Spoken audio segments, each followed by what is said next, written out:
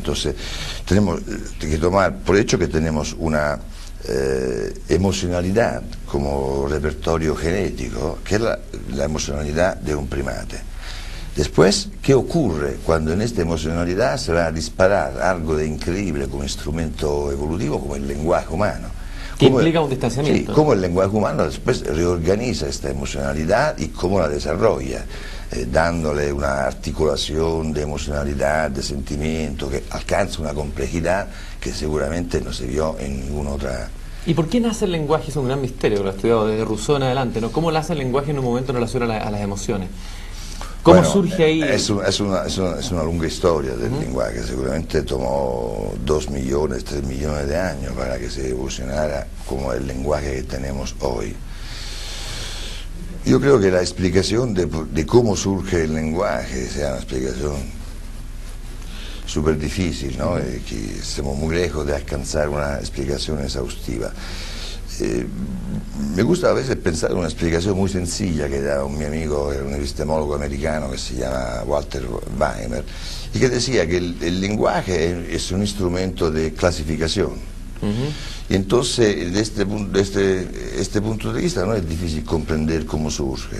Es decir, cuando un sistema organizado, vivo, alcanza una complejidad interna, interior, que es muy grande, se necesita un instrumento de clasificación para poder utilizar los datos. De otra manera no sería inútil la complejidad que se ha alcanzado, ¿no? Por decirlo en términos muy sencillos, si tú tienes una biblioteca de 1000 tomos, bueno, 1000 tomos puedes todavía acordártelo de memoria. Pero si alcanzas 50.000, 100.000 tomos, tú tienes que tener un instrumento donde clasificarlo y poder buscarlo. De otra manera, 1000 tomos serían no utilizables, sería una cantidad de información que tú no puedes utilizar para nada. Y probablemente nació en esta manera. Evolutivamente también tenemos, desde el punto evolutivo, este dato. Los primates son la especie que tienen el periodo más largo de madurez, para madurar. Y en los primates humanos esto aún más. La madurez toma 18 años, entre 18 y 20 años. Entonces un aprendizaje de madurez tan largo es un aprendizaje que permite una asimilación de una cantidad infinita de informaciones. Y por eso está là. Y probablemente esto fue lo que empujó como presiones evolutivas, la necesidad de encontrar otro instrumento para clasificar los datos de experiencia que uno había asimilado. Y puede ser por una de esas casualidades evolucionarias, ¿no? Toda evolución es siempre el encuentro de la organización y la casualidad. Que algo disparó en nosotros que se desarrollara un instrumento de clasificación semántico.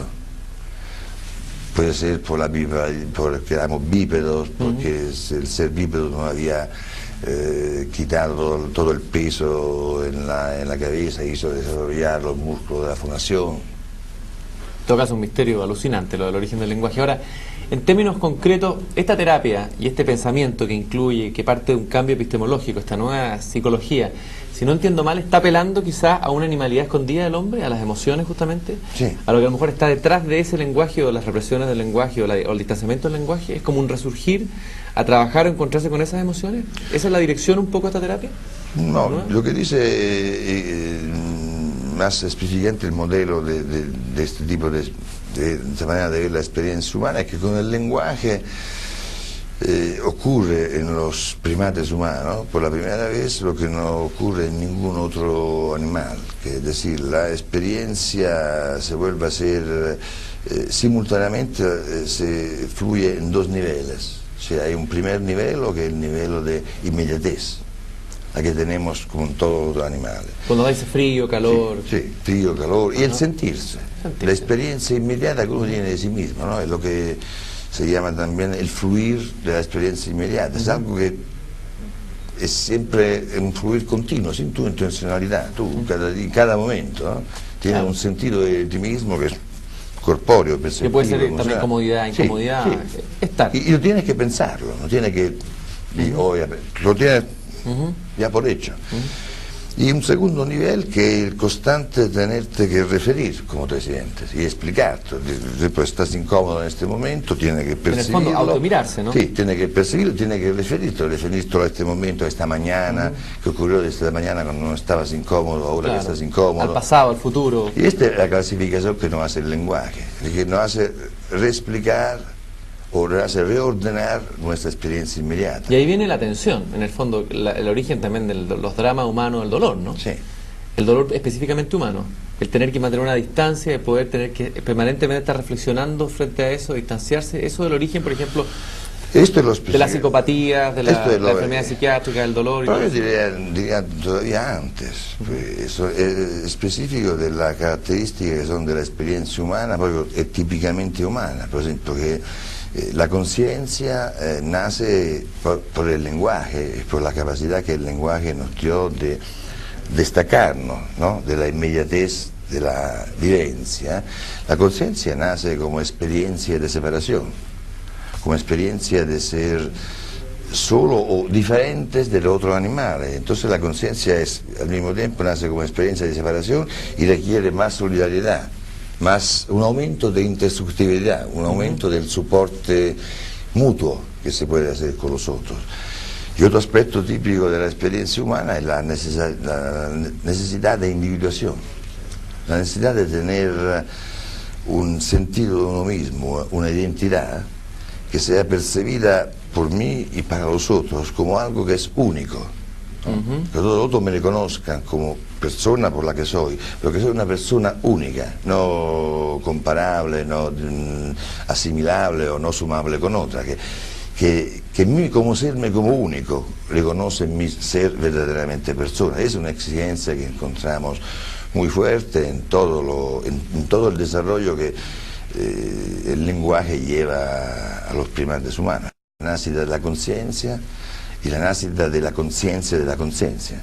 Cuéntame una cosa, yo me imagino que aplicar esta nueva concepción o esta nueva mirada de la psicoterapia, digamos, la terapia, psicoterapia está bien, ¿no? Sí, Psicoterapia cognitiva. es igual. Me imagino que en términos prácticos debe ser mucho más difícil hacer una terapia post-racionalista que hacer la terapia tradicional. Si la anterior era simplemente aplicar a lo mejor ciertos moldes, me imagino que ahora tú entras a jugar con más niveles, con más dimensiones, entras a jugar contigo mismo, con el terapeuta que estás trabajando con el paciente.